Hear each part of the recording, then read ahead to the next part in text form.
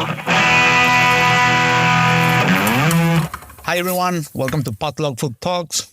Today we're going to answer comments from our social media. What do you think about that? Not sure, depends on the comments. Should we start with the hate comments? Somehow I can already guess what topic that we talked about got hate comments, because there can only be one. Yeah, it was about the intern episode, when we talk about interns and staging and that kind of stuff. People have very strong opinions about something that's, that people do of their free will. No, absolutely. And I've heard even comments from friends like, by the way, I watch the reels of your episode and I don't agree with what your friend says. So those were friendly. Let's read what Tom DJ Wilson says. He says, I'm not sure if this is a call out for unpaid labor or what. Far away from feeding people, encouraging people to work for free. Yikers. I mean, Tom DJ Wilson, nothing is more yikers than saying yikers, first of all. This is what I don't understand, I thought that we made it very clear that, that we don't think that staging or chefs that stage at Michelin star restaurants are better than chefs that don't stage at Michelin star restaurants. Doesn't make anybody better. Doesn't make anybody a better cook. It's just something that you can do if you want to. I think that's the first wrong premise. I think, because I've also heard that from friends, people think that we say you have to go to these places and work for free. Otherwise, you won't be anything in your career. And it's absolutely not like that.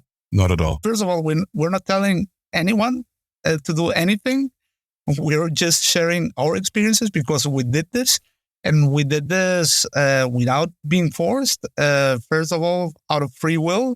And also, we think we had nice experiences. I think you agree with me on that. Like, there were moments where, of course, they were hard moments, but aren't there hard moments also at the university or at any job? It's not like a fairy tale. Yeah, exactly. Yeah, this is like, that's exactly what he's saying. I always try to, when I talk about the subject, say exactly this. Hey, staging in Michelin star restaurants or working in Michelin star restaurants, not better than working in non-Michelin star restaurants at all.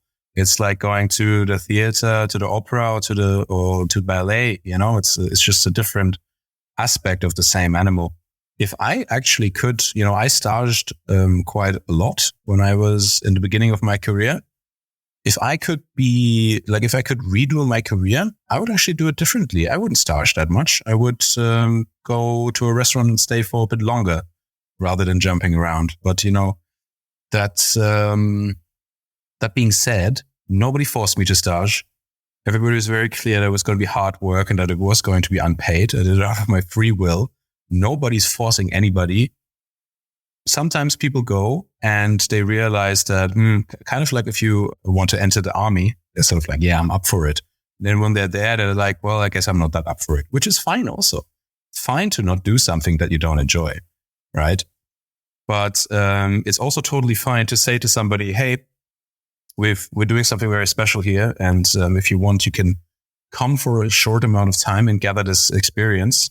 We're not going to pay you. It's going to be very hard labor, but it's going to be an experience, And I've never regretted doing it. I was not surprised by the hard work because I knew it was going to be hard. And it's taught me a lot. It's also enabled me to see a lot. Different styles of food, live in different countries very, very easily, And I used my skills, to enable that for me, which is staging in restaurants. But I feel like this entitlement is sort of like, you're influencing people to work for free. It's kind of like nobody's fucking influencing you. Yeah, and besides, we're not making any profit of it. It's not that we have a restaurant and we want people to come to work free for us. It's not the case at all. We're just telling our experiences, and if you don't like it, just go listen or watch something else. That's it. There is enough content on the internet. Yeah. So, but then there is this guy, D. Games, and he says, someone should call the police on you guys. Such toxic content only reinforces all that is wrong in the restaurant business. Okay. I understand that there's also like a struggle of people that say that all staff should be paid, which I think is not wrong to fight for that. Like, let's say, it's not that you get like a minimum wage, but at least you get some money for, to survive or whatever. Yet at the same time, I think that the interesting thing about these places, also, there is a lot of people that say that these places that work with 40 interns and they need 40 interns to have, let's say, 3 Michelin stars, that's like a business model that should not exist, right? Or that everybody should be paid. And okay, I think that that's a valid argument and everything. But at the same time, I think precisely the interesting thing about going to these places is that you're going to work with 40 other talented chefs, and the environment that this creates from people from all over the world. That's actually, it has maybe even more value than the actual recipes or processes that happen in the restaurant, right? So, and probably if you can't pay 40 interns, or I don't know if that would work. And probably in my case, I was like 18 years old when I did this. I wouldn't be probably one of the selected ones to go there. Exactly. Actually, my mindset was, I'm 18 years old. I'm offering to work in these places for free. They for sure they're going to take me. Like, I'm fresh. I'm willing to learn. I'm willing to do this. And for me, it was a super clear opportunity. And actually, what is also interesting is that in these places you would see actual chefs with Michelin stars that would stash. They would leave their Michelin star restaurant and go to a place like Mugaritz or some other places to be there like for a month or a couple of weeks or whatever. Yes. And you would work hand in hand with these guys, and that's part of the value of the experience. Absolutely. First of all, sort of like if you pay stages, then less people will have the opportunity to become stages, like you just said. That's for one. Also, I don't understand this thing. It really goes against my general opinion of like free will and free choice that we have in the countries that we live in, fortunately, of me saying sort of like, hey, I can only justify paying somebody if they have a certain level of experience. But if you don't have any experience and you still want to come, you are free to come here and to exchange work, basic work, for knowledge and for experience. It's not like you don't get anything. So yeah, it's kind of like, yeah, again, where's this entitlement coming from? Nobody's forcing you. Go work somewhere else. So what else? We have here Evan Clark, and he says we should talk about cooking on fire. We did, didn't we? We have an episode on grill. It's one of our first episodes. Oh man, I mean, for me, cooking on fire is one of the most magical things ever, honestly. Heaven. Maybe we should do another episode. We talked about barbecue and different styles of barbecue and stuff, but maybe we should talk a little bit more intensely about open fire. We can talk about shibari and saison and, at the bridge between, primal and high end. I mean, it's a cool topic. I was thinking perhaps inviting someone. I know Florencia, the head chef of Exit, she could be a cool profile for that talk. Oh, that's awesome. Let's do that. Le Miguel asks your thoughts on Filipino food. I have very limited experience with Filipino food. I worked with lots of Filipino chefs when I was in Dubai. And the things that I ate at karaoke nights or in bars when I was out with them was very delicious. A little bit pork heavy. I don't know whether that was just because we were living in Dubai and they were just like eating pork whenever they could because they wouldn't get it otherwise, But, stuff like adobo and what was this one thing which was like fried liver in like a sauce or something. It was very delicious, really, really tasty.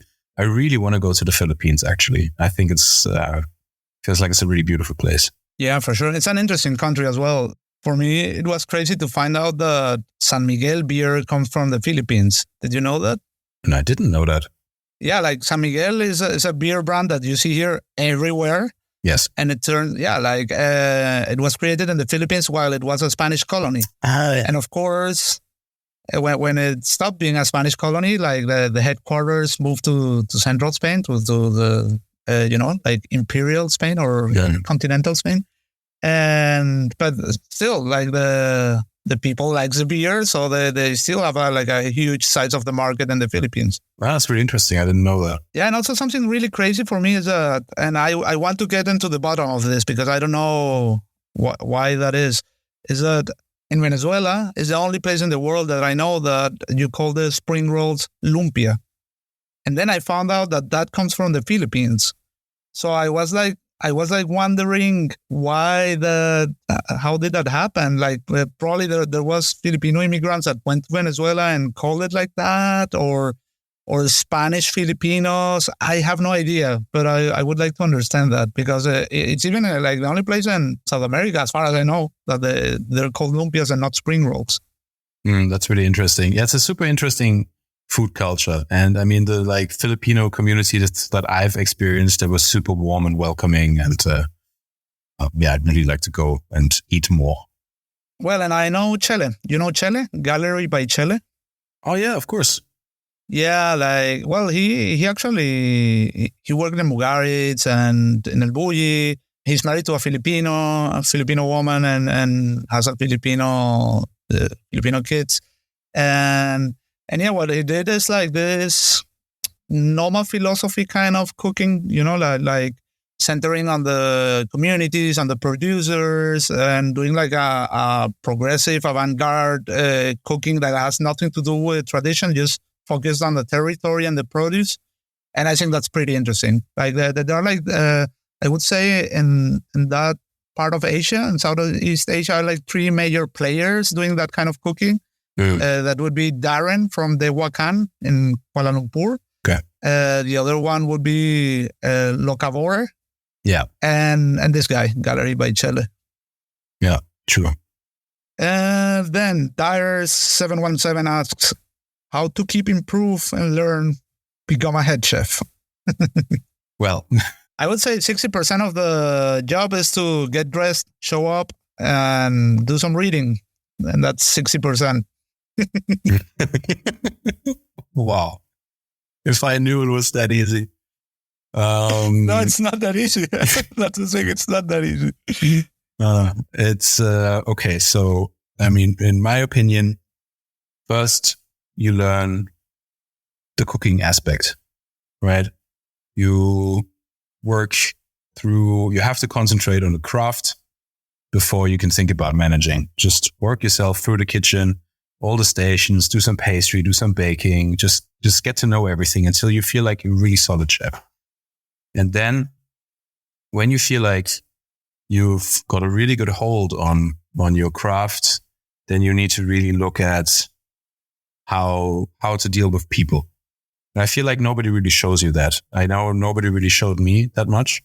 Only like much later, I worked with people where I could kind of see a positive sort of inspiration, because the kitchens that I worked in, the treatment was always really poor, and everything worked and functioned, but nobody was happy, and people were burning out, and that can't be your goal as a professional, but also just as a human being. No? So really learn how to deal with people, and that sounds really simple, but it's actually quite complex.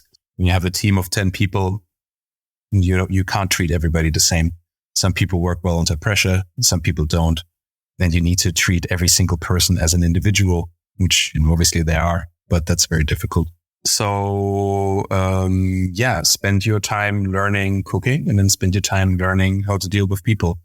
And then once you've done that, you can become a decent head chef. And then you can't forget that most of the learning is going to happen when you're already in position. I would add to that communication. Well, you mentioned that, but that's like a super important thing to learn, how to properly communicate and setting the tone. And it's actually one of the key things for a kitchen to work, and it's also one of the key things that can make your team motivated or frustrated. just depending on how you communicate. Yeah, honestly, I think that's one of the most difficult aspects of being a head chef. Is like you come in, it doesn't matter if you have a good day or a bad day. You have to kind of pull everybody along. And then when you have a kitchen meeting, it doesn't matter if you're tired or whatever. If you stand in a meeting, you're like, oh, yeah, today we're doing this amount of covers and blah. The whole energy is going to drop. You got to really, and sometimes I come in and I have a bad day. And I still try to be like, hey, chef, how are you? How were your days off? Blah, blah, talk a little bit about, just have a little bit small talk, a little bit of connection with people and have like a little bit this drive forward, that like things are happening. And that can be very, very tiring and very difficult, but you know what they say, it's lonely at the top. So then there is this guy called Stophurst Rar. He says, have you guys seen Le Grand Chef? It's a Korean flick from 2007 before K-food got huge. It's a little cheesy, but I think it captured Korean food, especially at the time, really well. I have looked it up and I've not seen it yet, which is really cool because I love these sorts of movies, these sorts of dramatic chef movies, even if they're often very, very cheesy. Right now, I'm watching a film on Netflix called Hunger, which is like set in Thailand, I think. And it's like super over the top dramatic, like a fried rice, chef starts like working in a Michelin star kitchen. And the chef is like the food concept is super, super stupid. He's like, oh, okay, tonight we're going to have a dinner and the concept is going to be flesh and blood and succulents. And all the chefs are like, yeah, wow, yeah, amazing. So yeah, I really like these over dramatic chef moves. Yeah, I want to see it as well. Then he says, well, if you guys love Iron Chef too, oh boy, you are in for a treat. Nice. Big Iron Chef fan. We should make an Iron Chef episode, huh? Yeah, sure. Don't know why we haven't, but I need to rewatch some stuff. And then someone talked about or suggestion to use gazpacho as a hangover antidote. And he said, that's awesome. Way more natural than medicine for sure. Yes, oh, sure. Food is medicine. There are even more comments on internships. There's one saying, I only work for free for a real charity. Good for you. Then there is there is someone who says, but internships for senator, judges, major corporation, doctors, lawyer, that's all okay, right? He's actually answering to the ones that are against unpaid internships. I see. Yeah, that's a good point also, man. I mean, what also something to point out, I think that like internships in any like normal restaurant should always be paid. Like if you're going to do an internship because you're at school and you need to do an internship in a hotel or something like that, and there should be always the option to get like a paid internship. Actually, if you do an unpaid, it's because you're going to a lost mountain in China to learn to make noodles with a kung fu master. And that's the reason you do it for free, like not because whatever. Yeah, totally. And, like those are the actually small details also. It's kind of like, well, you do get stuff at an internship, but you don't get all the same stuff. Staging is not the same as staging, At Mugaritz, I got accommodation and food. That's all I really needed, And then, like, guess what? When I was done with Mugaritz, I got an offer to go and stage at Noma. And Noma doesn't give you accommodation, so I decided to turn them down, among other things. And I ended up fine, didn't go to Noma, still okay. Like it's, nobody makes you do anything. It doesn't have any fucking effect on your career. The only person really influencing your career is yourself and the hard work that you put in. So stop maybe hiding behind these like bullshit reasons that you pulled up, or I have to do this, I have to do that, to put yourself down, and just fucking do what you feel like doing. Then here's someone who commented on cooking forest soil. You remember we talked about that Narisawa dish where you take up a piece of the forest and you cook it. And he said, probably using a rotovap. Otherwise, it might be dangerous to eat. Yeah, for sure. Don't think he uses a rotovap, to be honest with you. Yeah? Yeah. Okay. But obviously a rotovap would be the safer option. Well, a rotovap, for those who don't know, is basically it's a lab equipment and it's a portable distilling machine. That's what it does. Yes. It distills anything. You can extract the liquid aroma of it. But to clear that up a little bit with the soil, obviously Narisawa is not just using any fucking soil that he just digs up in front of his car park. There are many different types of soil with, very different compositions. There's even healing earth that you eat. It's old, medicine here in Germany, for example, that is cleaning out your stomach. And, he uses very, very particular soil from the forest. That's obviously, you have to check it, whether there's any diseases in it and stuff like that. But it's not like soil isn't edible per se. I mean, soil, depending on how loamy it is, it's made up of a lot of organic material also. So mainly you're not eating solids anyway. You're just extracting the flavor. But you do have to be careful with soil. Anybody listening to this, like soil is tricky. Like you have to really watch for diseases in soil. Yeah, like anything that working with fermentations, anything that feels dangerous, make sure you know what you're doing before doing it. I've seen so many people like applying like bullshit techniques and calling them fermentation, do your homework. Today is so easy to learn anything. Just watch some experts doing it and before trying new things, imitate them. I've even seen I was in this talk where there was Ramon Perissé, who is one of the creators of Mugaritz, and who, it was so funny, like on his LinkedIn profile at some point, he described himself as a fermentation Gandalf. And it was like this round table where there was also like a microbiologist. And the microbiologist was actually challenging him on things like, and you're doing this, like that. Oh, okay, but that's like very dangerous doing it like that. Like even like such an expert guy could be challenged by another with a more scientific profile expert. You really need to know what you're doing. Absolutely, you need to be careful. You really need to be careful with stuff like this. Like food in general. You have a lot of responsibility. You have to. I don't know. People are a little bit reckless sometimes. Also with cross-contamination and seafood and stock rotation and, adding, what I hate, adding like old batches of something into a new batch, just kind of like, I have like gazpacho, for example, I made a new batch of gazpacho. I only have like a teaspoon left. I'm going to put it in. It's like, no, don't do that. Yeah, man. Don't do this. You will continue doing this. And suddenly you'll have a gazpacho with bacteria that are 4 weeks old and you can really kill somebody. There is this place that I really like. I really like this place and I go very frequently here in San Sebastian. And it has happened to me twice. I actually know the head chef, so I wrote him an SMS or like a voice message. But it happened to me twice that I went there and the ensaladilla rusa was acid. Oh my gosh. Acid and like that you would feel this activity in your tongue, like tickles. Oh, that's horrible. And dude, first of all, taste everything before sending it to a table.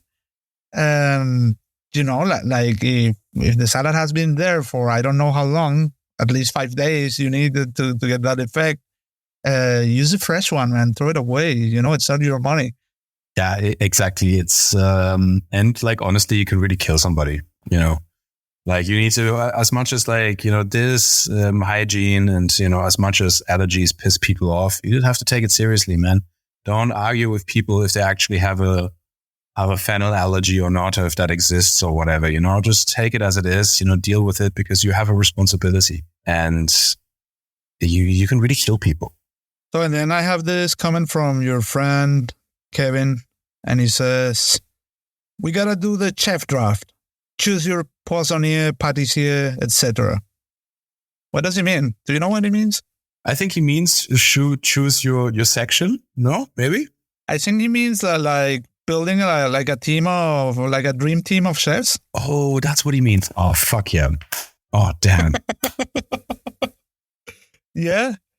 Oh my God. Ooh, that's difficult. I don't feel ready to, I don't feel ready to give this answer yet. Yeah. I also don't feel ready.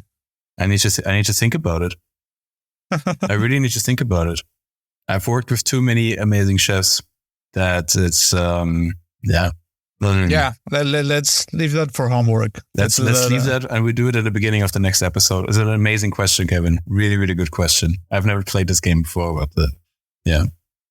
Let's think about it and do it at the beginning of next episode. Yeah. That's it for this week's episode of Potluck Food Talks. If you like what we're doing, make sure to subscribe to the podcast so you never miss an episode.